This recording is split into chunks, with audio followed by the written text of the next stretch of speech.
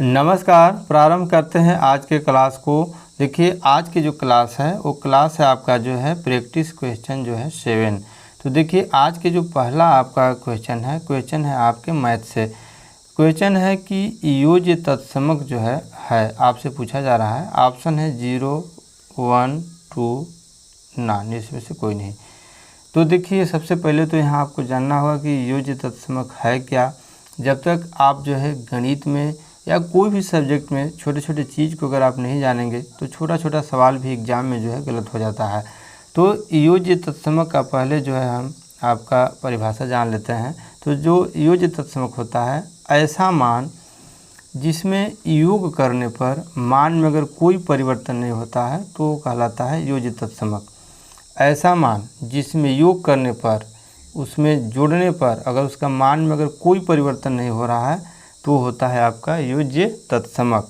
तो यहाँ पर देखिए ऑप्शन ए सही है आपका जो है 0।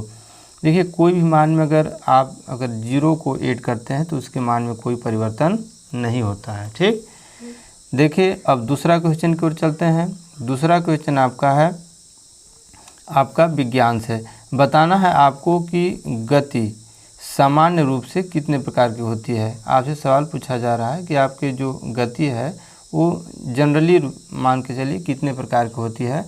तो ऑप्शन है आपका मतलब 3, 2, 1, 4।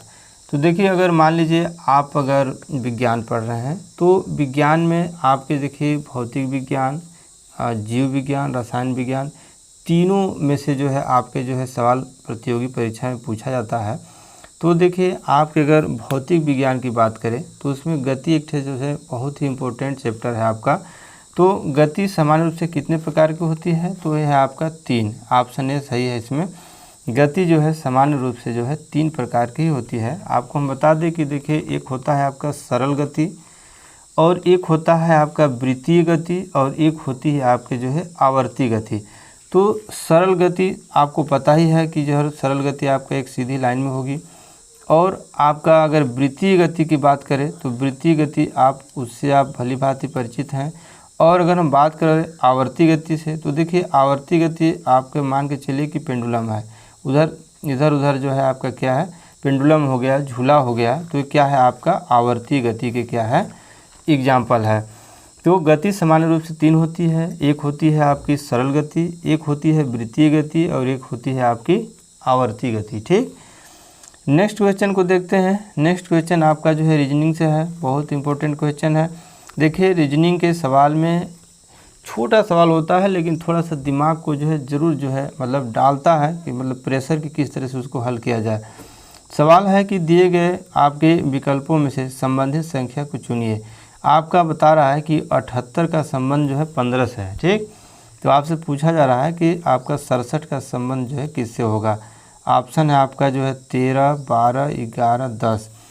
अब देखिए यहाँ पर थोड़ा सा आपका लगेगा कि मतलब किस तरह से इसको संबंधित किया गया है। सवाल छोटा रहता है लेकिन वास्तव में रीजनिंग होता है वो दिमाग से संबंधित सवाल होता है। इसमें बहुत सारे चैप्टर है तो अभी फर्स्ट चैप्टर से ही सवाल आपका ये है। तो देखिए यहाँ पर 78 का जो संबंध दिखाया गया है तो इसमें सीधे सीधे आपका जो है 78 में आपका यहाँ पर इकाई दहाई दोनों का योग किया गया है। तो आपका 7 और 8 को जोड़ करके 15 होता है। तो उसी प्रकार से 6 और 7 को जोड़ने पर कितना हो जाएगा 13। ठीक, तो यहाँ पर ऑप्शन ए सही है 13। तो यहाँ पर दिमाग चलाने की बात है। नेक्स्ट क्वेश्चन आपका है, क्वेश्चन आपसे पूछा जा रहा है कि आपका जो है हंटर आयोग की स्थापना कब हुई थी। ये देखिए आपका जो है जो जीवन कौशल है तो आपके जीवन कौशल भी एक परीक्षा का पार्ट है। तो जीवन कौशल से ये जो है प्रश्न लिया गया है। ऑप्शन है आपका जो है 1882, 1964, 1953, इनमें से कोई नहीं। तो देखिए इसमें सही ऑप्शन है आपका जो हंटर आयोग है। हंटर आयोग की स्थापना हुई थी आपका जो है 1882 में, याद रखिएगा। और इससे पहले आपको हम पढ़ाए थे कि 1964 में जो है आपका स्थापना हुई थी आपका कोठारी आयोग की, याद रखिएगा। कोठारी आयोग जो है 1964 और 1882 जो है हंटर आयोग। बारी बारी से सब सवाल जो है पूछे जाते हैं। और 1953 की बात करें जो ऑप्शन सी है तो ये जो है देखिए विश्वविद्यालय अनुदान आयोग जो आपका यूनिवर्सिटी ग्रांट कमीशन है। तो ये जो है इनकी स्थापना हुई थी जो है 1953 में। तो तीनों ऑप्शन इसमें याद रखिएगा। आपके 1882 हंटर आयोग, 1964 कोठारी आयोग और 1953 आपका जो है यूनिवर्सिटी ग्रांट कमीशन यानी कि विश्वविद्यालय अनुदान आयोग। नेक्स्ट क्वेश्चन आपका देखते हैं, 5वां क्वेश्चन, बहुत ही इंपॉर्टेंट क्वेश्चन है। अगर इस तरह क्वेश्चन आ जाए तो कन्फ्यूजन अब निश्चित है। शिक्षण, आपका शिक्षण कौशल से ही सवाल है। शिक्षण के तत्व नहीं है, यहाँ पर नहीं भी देखना है, सवाल को कायदे से पढ़ना है। शिक्षक, कक्षा, विद्यालय, समाज। तो थोड़ा सा आप क्वेश्चन को रोक करके अपना दिमाग लगा सकते हैं, लेकिन शिक्षण के तत्व नहीं है, इसमें सही ऑप्शन है आपका ए शिक्षक। आपका कक्षा, विद्यालय और समाज, ये तीनों जो है आपका क्या है, शिक्षण के तत्व है। नेक्स्ट क्वेश्चन आपका है, क्वेश्चन आपका जो है आपका बाल मनोविज्ञान से है। क्वेश्चन है कि आपका भ्रूण गर्भ से मृत्यु तक आपका विकास चलते रहना कौन से सिद्धांत कहलाता है। ऑप्शन है निरंतरता का सिद्धांत, समान प्रतिमान का सिद्धांत, व्यक्तिगत अंतर का सिद्धांत, उपयुक्त सभी। इस तरह के भी सवाल कन्फ्यूजन में डालता है।